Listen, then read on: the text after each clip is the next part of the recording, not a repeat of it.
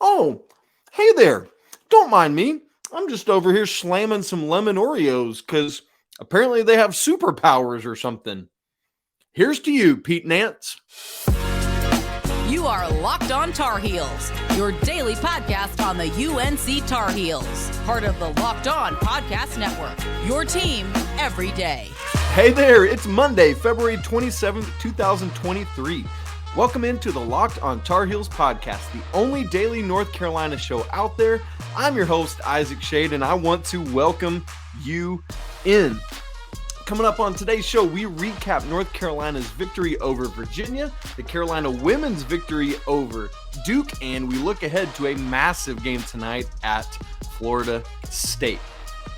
Whew, they did it, and here's the biggest thing I learned from Carolina's win over Virginia. The capability is there, but the consistency is not. And here's what I mean. Carolina picks up their biggest win of the season, 71-63 over the number 6 team in the country. Currently, it's a quad 1 victory. It's not the only quad 1, not their first one of the season, but the only one on their resume so far. The Ohio State game, for example, was a quad 1 and is now not because Ohio State is bad. So we got to be careful with how we say that. Some people have been saying, oh, it's North Carolina's first quad 1 win of the season. Well, not true, but it's the only one that is one right now. Currently, the Tar Heels are tied for 7th in the ACC standings with Wake Forest and an opportunity to hopefully keep moving up. So seriously, I know I was joking with the lemon Oreos. For those of you listening in traditional forms and not watching, I'm legitimately eating some lemon Oreos over here. Pete Nance, the MVP of this game. Not the most points he scored in his Carolina career, but his best all-around game as a Tar Heel. And to that point, to those who have been giving him a hard time, you have to now equally as much praise him, right? Like it's fine to heap constructive criticism on players or coaches or whomever when they don't perform well, but in the same breath, you darn well better be giving them equally as much praise when they do perform. Like to this point, I mentioned on Friday's show, how is Carolina going to perform in this game against Virginia now that they have Pete Nance and Armando Bacot playing? Remember, they didn't, essentially Mondo didn't in the first time around. And I got to tell you, I received a lot of, well, it's a net loss because of Pete Nance, or a lot of grumbling and complaining as Pete Nance has continued to start. So anyway, give this man his flowers for this one. 22 points on 7 of 10 shooting overall, 4 of 4 from 3, 4 of 4 from the free throw line, 2 rebounds, 2 assists, 4 blocks. Yeah, that happened. And a steal. It was his third 20-point game as a Tar Heel. And here's the thing. This version of Pete Nance is a complete difference maker for the Tar Heels. They are an infinitely better team when Pete Nance plays as he did on Saturday, often operating out of the high post. We had that high-low game on Wednesday night that he and Armando had going on, and once with RJ Davis as well. We didn't really see that against Virginia. They attempted one, but he threw it a little bit too far over Mondo's head. But I loved how aggressive Pete was. I loved that the team operated through him more. And so would love that. Again, the capability is there, but the consistency has not been.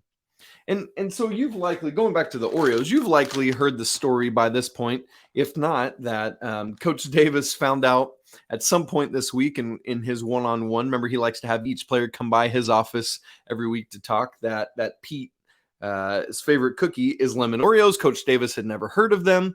And Pete, when he went to take his pregame nap on Coach Davis's couch on Saturday, found a package of these lemon Oreos waiting on him. P.S. So weird and funny. We just had these sitting around our house. My wife loves them. I never eat them, but randomly earlier on Saturday, I ate one. And so now this is apparently a new go where you go, do what you do for me. I'm going to have a lemon Oreo prior to every game so that I can channel my inner Pete Nance. But this to me also is a reminder of why Hubert Davis is such a great coach. Beyond the X's and O's, just his ability to connect with his players, his desire to do the mantra. One of the mantras I live by in the workplace is publicly defend, privately rebuke. And that's what Coach Davis does with his players. He defends them publicly and rebukes them privately when needed. But again, this is a great reminder about the biggest thing I'm learning about this team. Say it with me now. The capability is there. The consistency is not. Pete has not been as consistent as he would have liked this year. He'll be the first to say it. You don't have to tell him, right? Like, he owns it. He gets it. But you saw it on Saturday. It can be there. And it's not just Pete. It's this team. Think about it. They could have and probably should have beaten Alabama, who is arguably the best team in the country right now. It's them or Houston. You saw it like in the weirdness between Notre Dame and Virginia. Remember, against Notre Dame, just 19 points in the first half. Notre Dame ranks as the 274th most defensive efficient team at KenPom. 19 total points in the entire first half. And then you turn around and face Virginia, who's 29th in defensive efficiency at KenPom, and Carolina drops 21 in the first 10 minutes. Explain that to me. You can't, except for the capability is there, but the consistency is not. Of all the losses, still 11 losses, and only one is by double digits, and that was to Indiana, who just knocked off Purdue at Purdue on Saturday night, as Carolina was coming off that West Coast trip, coming off a 4 overtime game, didn't get to go back to Chapel Hill, hadn't been home in forever. That's the only time they've been beaten by double digits. The capability is there, but the consistency is not. It shows up in shooting, as Carolina has been up and down all season long. We're going to talk some more about three-point shooting here in just a little bit. It shows up in assist percentage when it feels like it's back and forth between one game is plus 50%, the next game is under 50%. It shows up in energy and engagement. For example, in this one, had great energy engagement from Caleb Love, who, while he didn't have a good shooting game, like very admittedly, he was engaged and contributed in other ways. 8 rebounds for Caleb. Had some great individual defense. There was a possession of Virginia's where he essentially single-handedly forced a shot clock violation. Leaky Black's another one. Energy and engagement. Only 3 field goal attempts in this game, but was everywhere. He matched Pete Nance's blocks with 4 of his own. The capability is there, but the consistency is not. It shows up in home versus road splits. Just 3 road wins, and then you do like this at home. As remember, Carolina shot the lights out against Clemson at home a couple Saturdays ago. Shot the lights out against Virginia on this Saturday. Can they do it on the road? They haven't this year. Remember, just 3 road wins at Louisville, at Syracuse, and at Notre Dame. Not exactly a murderer's row of ACC teams. And they desperately need a 4th one of these on the road tonight, Monday night at Florida State, who thankfully is also not a murderer's row. But can the capability and the consistency be there? That's the question going into this game tonight, when they have a massive chance to show that the consistency can match the capability in a very quick turnaround. I've been saying it a lot. Survive and advance. Survive and advance. They won at Notre Dame. They survived. They survived, right? That's the word there. They won versus Virginia. I thought they did more than survive. I thought they won well. But now, none of that matters if you don't follow it up with a win in Tallahassee on Big Monday on ESPN on Monday night. We'll get to that game in just a little bit. So, great game from Pete Nance, MVP of the game. Carolina showed their capability, and now, I know it's the end of the season, but there's still opportunities to do it. Match that capability with consistency. Well, I want to give you my 4 corners recap of this game, as we always do following North Carolina basketball games, as well as my Schadey Stat of the game. And this is a season-long trend I'm noticing that I want to share with you. I'll do all that in just a second. But first, this episode is brought to you by Built Bar. Are you looking for a delicious treat, but you don't want all the fat and calories? Then you gotta try a Built Bar. We're essentially just 2 months past the holiday season, and I don't know about you, but I'm trying to eat a little healthier this year. And if you're like me and you want to do that without sacrificing taste, then Built Bar is perfect for you. What makes Built Bars so good? Well, first off, they're covered in 100% real chocolate, and they come in unbelievable flavors like peanut butter brownie and churro. And I'm not sure how Built does it, but they taste so good while still maintaining great macros. Just 130 calories, only 4 grams of sugar, and yet 17 grams of protein. And perhaps best of all, now you don't have to wait around for an order to come from built.com because you can find them at your local Walmart or Sam's Club. So head on down to Walmart, grab you a 4-count box of cookies and cream, or if you got that big old family, head over to Sam's Club and get a bulk order. I promise you, you won't be disappointed. Built Bar, a proud sponsor of the Locked On Network. Before we get to our 4 corners, let me also encourage you to check out our brand new show on the Locked On Network, Locked On College Basketball. It's everything you need to know about college basketball all in one place. And folks, it is 2 days from March, so you want to be sure you're checking out the entire college basketball landscape. So Locked On College Basketball, it's available on YouTube and anywhere else you get podcasts. All right, our 4 corners recap are always tribute to Coach Dean Smith and his famous offensive style there, the 4 corners. Number 1 on our 4 corners recap from North Carolina versus Virginia. Carolina built a lead, and while they didn't necessarily extend it, they were able to maintain it and stave off a desperate Virginia team. North Carolina led by as many as 17 in the first half. They led by 16 at halftime. And you might recall Virginia came out of halftime. They had made some adjustments, got like a 5-0, 7-0 run start. Yeah, it was 7-0 because they cut the lead down to 9. But then Carolina responded. Right after that, Armando had an offensive rebound and put back. And then Carolina just kept responding every time Virginia pushed. They noticed the adjustments. Virginia was attacking the rim more capably than they had done so in the first half. And outside of the final 20 seconds when Virginia got the lead down to 6 with some desperation shots, Carolina never let them get any closer than 8 throughout the second half. It was a comfortable lead, a comfortable game. Carolina obviously had to play hard, but it was nice. I mean, you're able to save a little bit of effort and legs for the game at Florida State tonight. And so again, they didn't necessarily extend the lead. You'd love to see them push out ahead, but Virginia is such a well-coached team under Tony Bennett. So this will certainly do the trick, at least holding that lead and not letting Virginia come back and beat you. And we've seen examples of Carolina losing leads time and time again this season.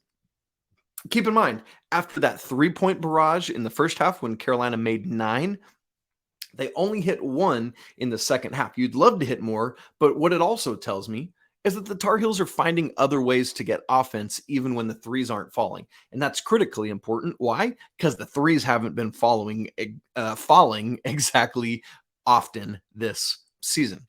So that's 4 corners point number 1. Number 2, I started to notice something. RJ Davis has been shooting not as well lately, and that's been true ever since he re-injured the index finger of his shooting hand against Syracuse several weeks ago. And then he started Saturday's game against Virginia shooting 2 of 3 from deep, and I thought, oh, RJ's finding his form. And I started squinting, and I noticed something.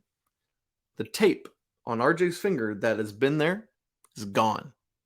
RJ is no longer playing with that tape on his finger. Now, whether that's because it's healed or because it's just like, man, forget this, screw it, I'm not shooting well with the tape on, I got to get it off. Whatever the reason, the tape is gone and RJ shot a lot better. Remember, he had a difficult start to the season while his finger was healing. And then as it did and the tape came off, he got to the point of being lights out, was shooting over 50% from 3 for a stretch of about 7 games there before that re-injury at Syracuse. And frankly, he hasn't been the same shooting since then. And it's understandable why, right? Like just the mechanics and all the little nitpicky things of shooting form are so finicky that just something even like that can throw it off. With the tape gone in this game, 16 points, 5 of 10 from the field, 2 of 4 from 3, including 4 of 4 from the free throw line, where he's been able to maintain an ACC leading pace. So you love to see that from RJ. But here's the other great thing. It's not just his scoring. 10 rebounds for this 6-foot flat dude. I don't want to hear about anybody else not being able to get to the glass, because that is now RJ's third double-double of the season, and it ain't assists. All three of those are points and rebounds. And so when you include the national championship game last year where RJ had a career high 12 rebounds, that's now 4 games in his career where he's had double-digit rebounds. Oh, and by the way, it's not just that. He had 4 assists to lead the team in this game. Good things happen, folks, when you share the ball. As a team, Carolina had 12 assists on 22 made baskets. Remember, we talked about that up and down wave, the capabilities there, but the consistency is not. Well, thankfully, they did well assisting in this game, over 50%. Another thing that I love to see from RJ in this game, and this might be part of the coaching staff putting this in, is that he was posting up Kihei Clark. Didn't always work to success, but it was a different wrinkle that I thought was a great wrinkle. You're not always going to have guards as diminutive as Clark, but when you do, I thought it was a great opportunity for RJ to do just that. Love to see it. Number 3 in our 4 corners recap. Quietly, perhaps, because of all the noise that's not quiet around Hubert Davis. Hubert Davis is now 3-1 in his young head coaching career against Virginia, and specifically against Tony Bennett. He's a good coach. Now, are there things that we disagree with how he handles them? Yeah. Are there things that he does different than Coach Williams? Yeah. Or Coach Smith? Yeah, absolutely. He's still finding his rhythm. I totally get and understand that. But he is doing good things. In fact, in the first half on Saturday, North Carolina scored 42 points against Virginia. 42 points against Virginia. Now, that might seem rare, except for they also scored 42 or more points last year against Virginia in a half in Coach Davis's first season. The second half of the game on January 8th last year, Carolina scored 43. So that's now two of the first 8 halves that Hubert Davis teams have played against Virginia, they've scored 42 or more points. Prior to that, the last time Carolina scored at least 42 points and a half against Virginia was way back on February 16th of 2013, almost a decade ago from right now, since, these last 2 times where Carolina has had 42 points or more and a half against Virginia. I know there are frustrations. I hear that and I get it. But the man Hubert Davis is now 3-1 against a national champion winning coach in Tony Bennett, who is respected at the highest levels of the game. Hubert Davis. He's doing it. Number 4 on our 4 corners recap. Really didn't get much of Armando Bacot in this game. Just 6 field goal attempts. He did have 11 points and 6 boards. His just is a lot of people's great game. But still, by his standards, that is a just 11 points and 6 rebounds. Also, only 1 assist and 3 turnovers, 0 blocks. And so the question this brings up for me, and the reason I put it in the recap here, is it possible for both Armando and Pete to both have big games and both operate well? Or is it just a function of their 2 skill sets where one will have a game and the other won't, or vice versa? Now, maybe in this one, it could have been them both, with Pete operating well outside the arc, going 4 of 4 from 3. But it wasn't the case in this one, where Pete had the big game and Mondo was just there. Now, listen, Mondo, he's going to be happy if the team's getting a W, regardless of the numbers in his stat line. And so that's a big win. It was interesting to me. And it felt like the team operated more through Pete, like in the high post, than it did through Mondo. Some of that could have been the plan from the coaching staff. It could have been a function of gameplay or Armando's foul trouble that he experienced. But just something worth noting.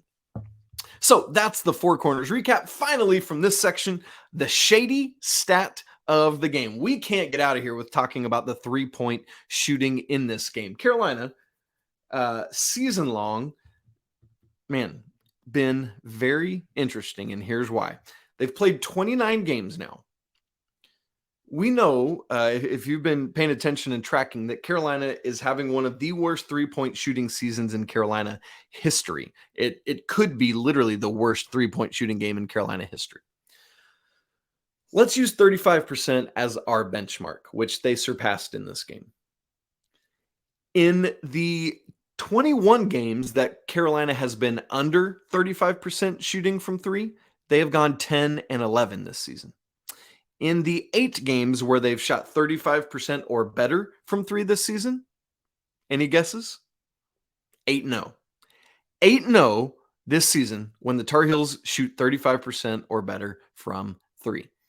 So that's something that you want to keep trying to do. Schadey Stat of the game there. Carolina doing well. 35% is the benchmark we're going for. Well, I do want to give us a recap of Carolina women's regular season ending victory at Cameron Indoor Stadium and a primer of the game at Florida State tonight, and we'll do both of those in just a second.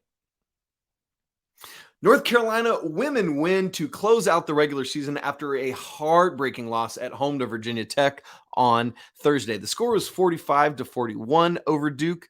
Interestingly, no Tar Heel made it into double digits. 3 of them had 9 points, though. A nice, good, balanced offensive attack while holding Duke to about 30% shooting. That defense has been really strong for Carolina this season. Interestingly, it was a very low-scoring first half, 16 total points for the Tar Heels, 20 for Duke. Not that the second half was much more, but both these teams are really strong defensively. With that in mind, I thought Carolina was done for. We had 6:38 to go in the game, again, in Cameron Indoor Stadium, and Duke had pulled away to a 36-29 lead. The Tar Heels had yet to score in the fourth quarter. And things were looking bleak, quite frankly. But from that point, North Carolina closed this game on a 16-5 run. That's the type of run we've been talking about with the guys all season long that we would like to see from them, right? Like closing out a game in that fashion. And that's exactly what the ladies did. And it came from a multitude of sources, not just like Deja Kelly, right? It started with Paulina Paris hitting 4 clutch free throws to get Carolina within, I believe it was 1 there. And then Duke got a basket, and then Kennedy Todd off an offensive rebound. I was like, oh, dang it. But Kennedy Todd Williams then hit a 3 to tie it up off a nice kick out, by the way, from Kayla McPherson. She had a lane to the rim, and I was like, oh man, here comes freshman Kayla McPherson. We've seen her go up with that quite a few times this season. No. Found Kennedy Todd Williams over in the corner for the 3. That is an undervalued play from Kayla McPherson. Way to go there. And then Kennedy Todd Williams hit 2 free throws after that to take a lead, and it was a lead that the Tar Heels would not relinquish. And then Deja Kelly did take care of the rest of things from there for the win. So Carolina goes into the ACC tournament, which starts Wednesday, by the way, as the number 7 seed. They're actually tied for 6th in the conference with Miami, but lost the one head-to-head game, and so Carolina is the 7 seed. So the Tar Heels will play on Thursday at 6 p.m. Eastern on ACC Network. They'll take on the winner of Clemson and Pitt, whom, by the way, the Tar Heels went undefeated against in the regular season. So that bodes well for the ACC tournament. We'll keep you up to date on all of that as we go along. Okay, let's switch back to the guys one more time, because immediately after this Virginia game, you got to turn around, fly to Tallahassee, and get ready to take on what's quite frankly one of Leonard Hamilton's worst teams at Florida State in his tenure. And you hate to see it, because I don't know about you. I love Leonard Hamilton as a coach. His teams are always competitive. They're long and rangy and athletic. So it's kind of a bummer to see them down, kind of like Louisville too. You know, it's just like, man, that's part of what's bringing the ACC down this year is these typically perennially good teams not being as strong. Anyway, 7 o'clock Eastern time on ESPN inside the Donald L. Tucker Center. This will be Leaky Black's 152nd game as a Tar Heel, tying Deion Thompson for the most in a Carolina career. Obviously, a lot of that is due in part to Leaky playing a 5th year, but still, it is what it is. And then fittingly, he will set a new Carolina career record for most games played on Saturday against Duke to close out the regular season. You probably are thinking in your head, oh boy, Tallahassee, that is a place where Carolina struggles to win. And if you're thinking that, you're spot on. The Tar Heels have lost 3 straight down in Florida, in Tallahassee there. And so they're going to have to bring it. But KenPom, the line does have North Carolina favored by 9 points because, again, this is not a great Florida State team. So let me give you my 4 points of the what to watch for the W2, W4. Number one, consistency. We hammered this home hard off the top. Pete Nance was the MVP.